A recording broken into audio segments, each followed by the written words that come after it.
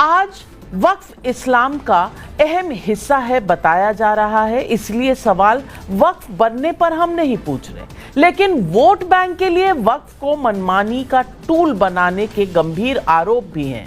2014 में लोकसभा चुनाव की आचार संहिता लगने के ऐन पहले मनमोहन सरकार ने दिल्ली की 123 अहम संपत्तियों पर सरकार का दावा छोड़ दिया, वक्फ को दे दिया। हालांकि दिल्ली हाई कोर्ट ने मनमोहन सिंह सरकार के इस कदम पर रोक लगा दी।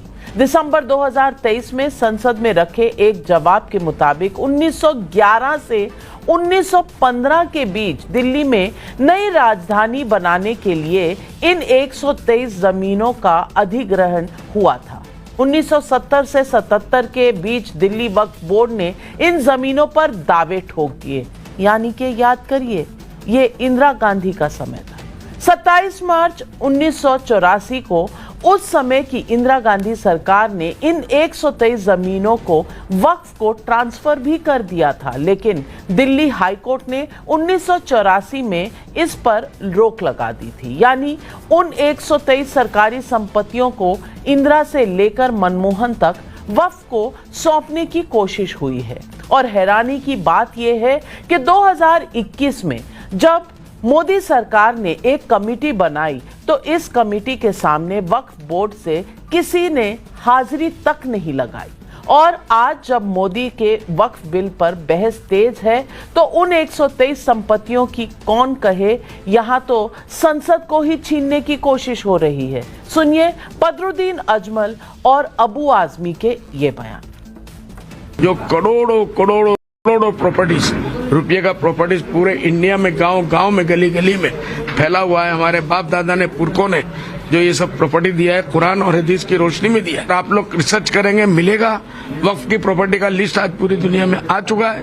उसमें पार्लियामेंट है, वो खुद भी पूरा का पूरा इलाका, वसंत विहार का पूरा इलाका, एयरपोर्ट तक, यहाँ तक के बहुत से लोग कहते हैं कि एयरपोर्ट भी यही वक्फ की प्रॉपर्टी के ऊपर बनाया गया। दिल्ली का ताजमहल उसी के ऊपर बना हुआ है और बड़े बड़े होटल उसी के ऊपर बने हुए हैं।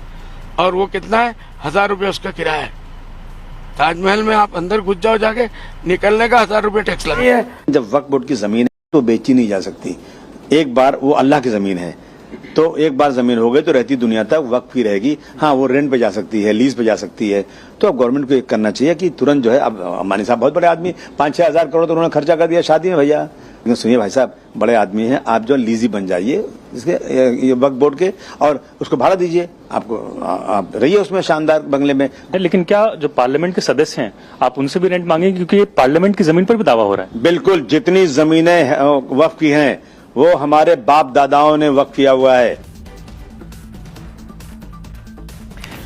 आज पार्लियामेंट की भी जमीनों पर किराया सांसदों को देना पड़ेगा, ये कहा जा रहा है। तमिलनाडु के एक गांव का 1500 साल से अधिक पुराना मंदिर वक्फ की संपत्ति बताई गई है, जबकि इस्लाम ही 1400 साल पहले आया था।